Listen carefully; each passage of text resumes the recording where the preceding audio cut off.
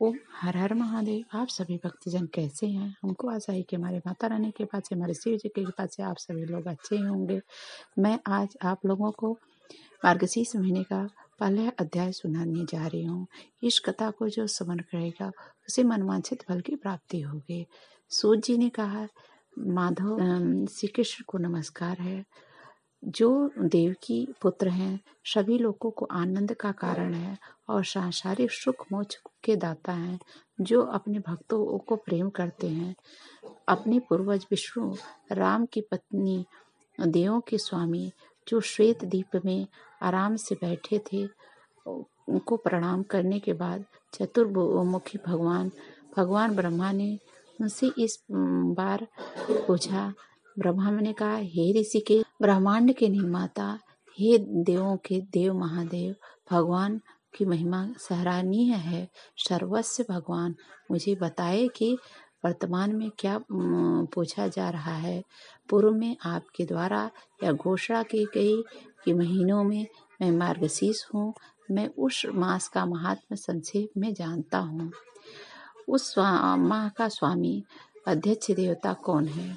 उपहार में क्या देना है? पवित्र नदी कैसे किया जाता है? इसकी प्रक्रिया क्या है? उस अवसर पर पुरुषों को क्या करना चाहिए? हे राम भगवान, क्या खाना चाहिए, क्या बोलना चाहिए? पूजा, ध्यान, मंत्र आदि के द्वारा कौन से संस्कार किए जाने चाहिए? हे अच्युत, मुझसे सब कुछ कहो। श्री भगवान ने कहा, हे ब्रह्मा, समस्त लोगों के दाता, आपने अच्छी तरह पूछा।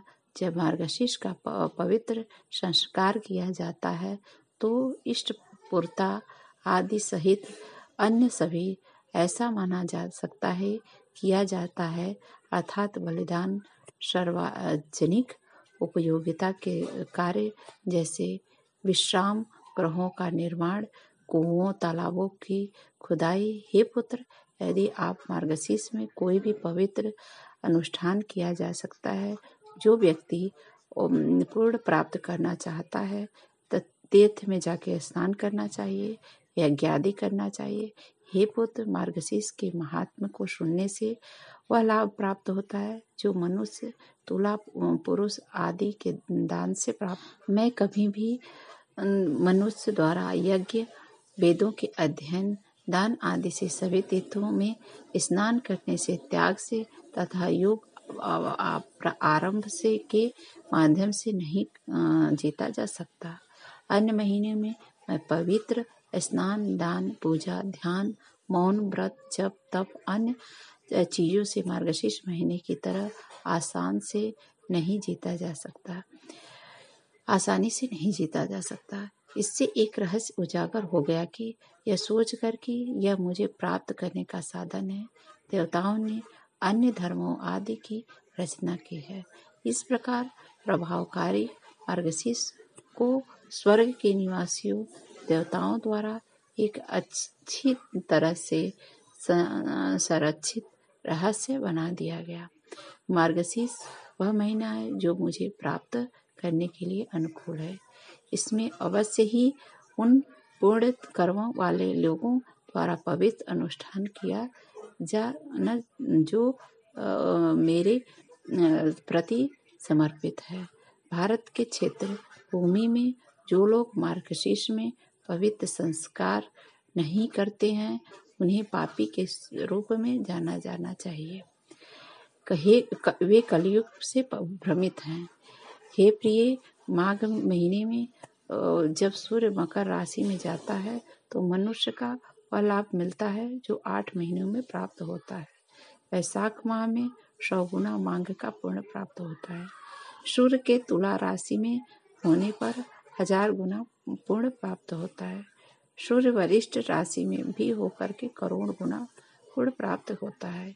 इसलिए मार्गशीर्ष सभी से श्रेष्ठ है, इसलिए मैं इसे हमेशा पसंद करता हूँ।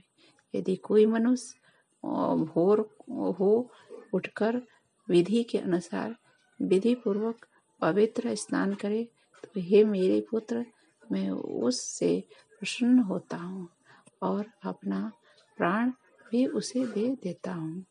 इस संबंध में निम्नलिखित किस्सा उद्धृत करते हैं। हे पुत्र सुनो, नंदाचार्वा एक महान आत्मा थी जो पृथ्वी पर बहुत ही प्रसिद्ध हुई।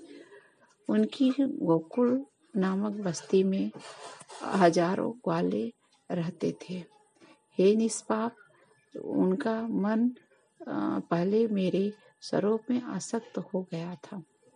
मैंने उन्हें मार्गशीर्ष महीने में पवित्र स्नान करने का विचार दिया।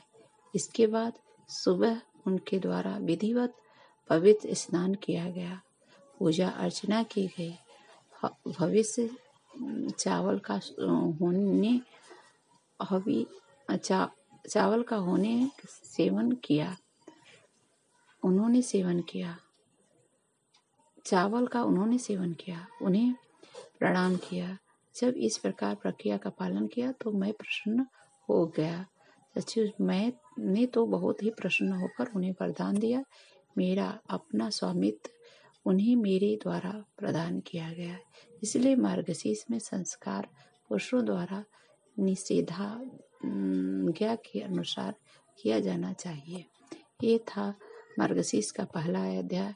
यदि आपको मार्गशीर्ष का दूसरा अध्याय देखना है तो मेरे चैनल पे बने रहिए और लाइक करिए, कृपया करके ज़्यादा से ज़्यादा लोगों को शेयर करिए और सपोर्ट करिए, जिससे कि मैं और भी आपके समक्ष वीडियो लेके आ सकूं। ओम हर हर महादेव।